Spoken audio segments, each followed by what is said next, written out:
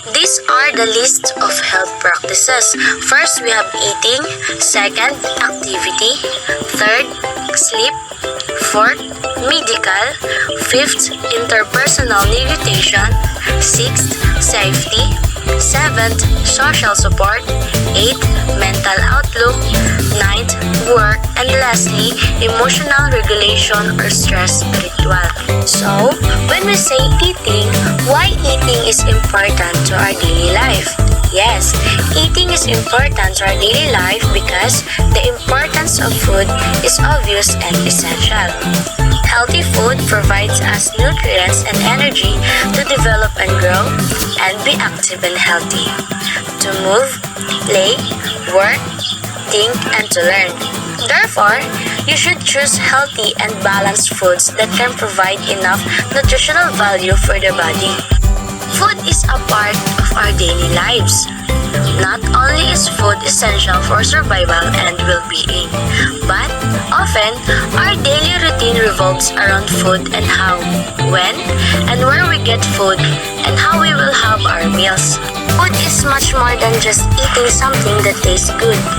It gives us vital nutrients to help recharge our body. Without these nutrients, people can become very ill and can struggle later on in life trying to stay healthy. Continue to read on to see why eating healthy is so important. Ironically, however, because life is much faster paced than it was 20 years ago, we spend less time choosing, preferring, and eating food. So now, why is healthy eating important for the immune system, especially during the COVID-19 pandemic? Yes, this is important because well-known foods or dietary supplements can prevent or cure COVID-19 infection. Healthy diets are important for supporting immune system.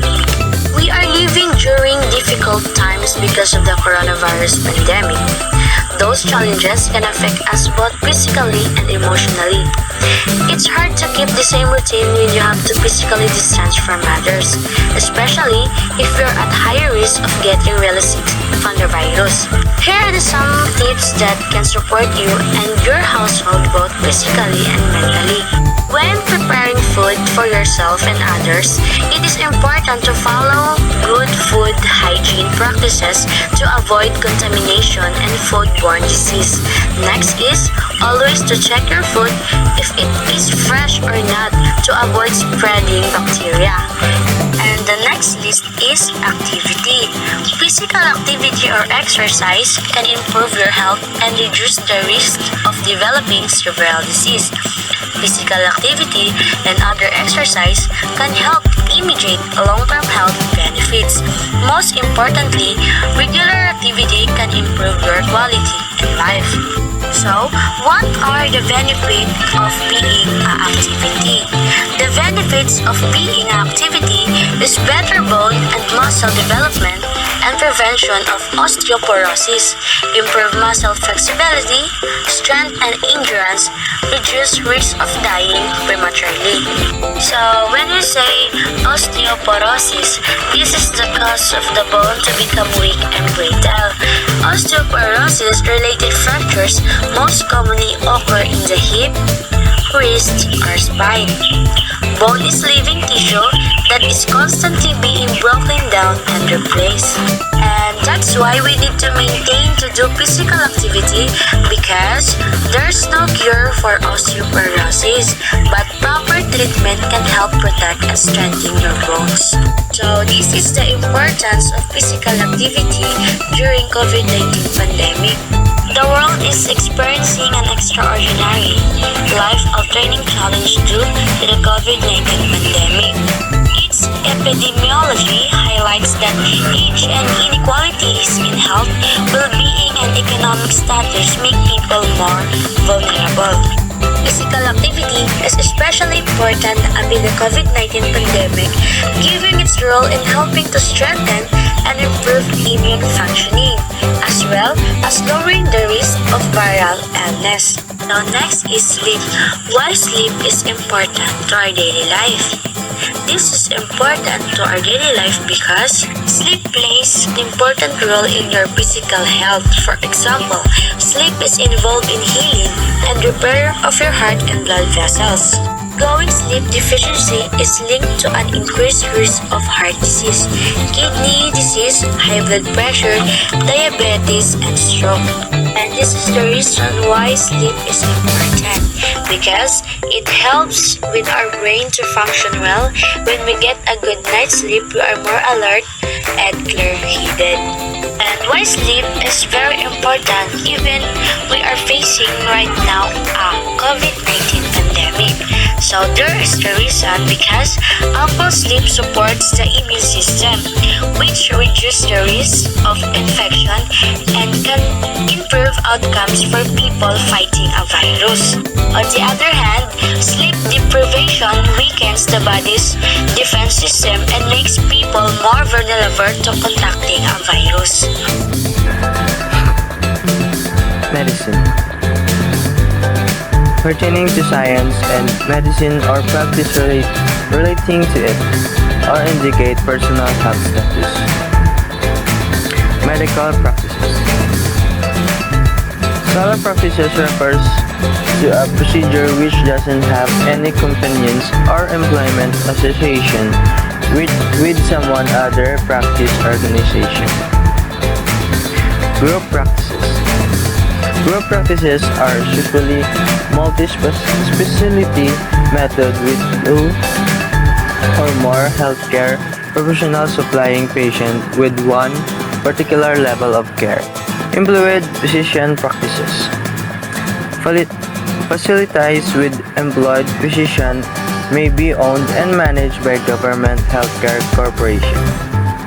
Instead of pursuing a more conventional partnership, some physician-run organizations are organized on an employment model, wherein a team process is organized like a corporation that employ clinicians. Direct primary care. Direct primary care is a non-traditional payment method alternative practice model.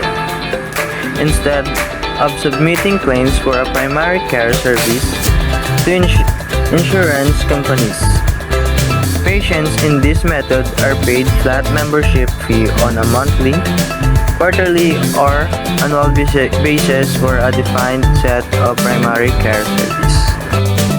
Independent contractor. The practices is particularly independent in the framework. However, a facility and possibility clinical coverage are allowed to share with other physician or physician groups. Locum tenens. Latin phrase that literally means one who holds the place. And the original referred to a physician typically recruited to undertake on the practice of an absent co-worker. Interpersonal negotiation. Breaking down the barrier is based on understanding and respect for one another necessities, and it offers tested framework for satisfying those needs. You'll unlock the technique to turning an opponent into an ally. Example of negotiation skills. Being well prepared. Showing patience. Maintaining integrity. Avoiding the presumption of evil. Controlling our emotion. Understanding the role of time pressures. Breaking down large issues into smaller ones. Avoiding threat and manipulative tactics. Focusing first on the problem rather than the solution. Seeking interest-based decision. And rejecting weak solutions are all negotiation skills. Safety. The protection from danger or harm provided by a place or location. The state of being incapable of causing harm or injury. the state of not even being able to cause harm. A precautionary measure aimed at avoiding harm, damage, or injury. Like our situation right now. We are facing the virus called COVID-19.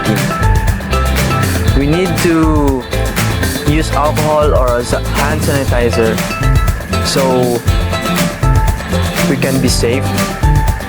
We can use mask, and we need to implement the social distancing so that we can avoid the virus. That's all. We also have social support. Regular activity, healthy nutrition, and not smoking. These are some things we've all heard before are good for us. And it's all true. But missing from this list is the need for social support. Social support is vital for our health, and without it, our physical and mental well-being deteriorate. The current pandemic has taken a toll on people's social support network, from both voluntary, purposely reducing contacts, and involuntary actions, government restrictions. We're seeing less people. In the United Kingdom, it was estimated people reduced their contact by 75%. Not surprisingly, anxiety, depression, and other mental health challenges have increased. Fear for one's health and the uncertainty are likely the cause for much of this. During the summit, as cases went down and restriction lifted, people's mental well-being improved. But now, as cases climb and with the possibility of future lockdowns, mental health is again declining. People with higher social support have proven to be more resilient, even during self-isolation. They were less likely to report anxiety and poor quality sleep. However, restriction can make it hard to be socially active, and the elderly and men are at increased risk due to having smaller social network to begin with. Next is mental outlook. Mentally, when you have a positive attitude, you are more alert, have less stress, and at a lower risk of depression and other mental health problems. You've been wearing a face mask and doing your best to stay 6 feet away from others when you're out in public.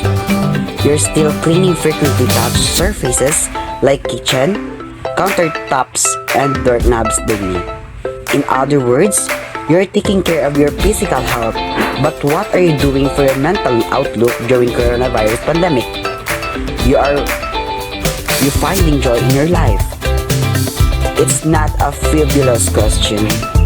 Science tells us that our emotional health can have a big impact on how we feel physically. It's called the mind-body connection. According to the American Heart Association, people who are happier tend to have better heart health. They manage stress better, and being more positive may contribute to a longer lifespan. So now that we are about 2 years into the pandemic, how can you build more positivity in your life? Here are a few ideas. First and foremost, seek help when you need it. Stay connected with friends and family. Reframe your situation. Stay as close to your normal routine as possible. Keep your house net and tidy. Limit how much news you watch and read. Focus on the small things that bring happiness each day. Spend some time in nature and spread joy in your neighborhood. Next is work. For us, work is an important feature in structuring personal and social identity, family and social bonds, ways of making money, and thereby accessing a number of essential and non-essential goods, services and activities, daily routine, level of activity, physical and mental well-being, self-confidence, and self-esteem. A sense of self-worth provided by the feelings of contributing to society or the common goods.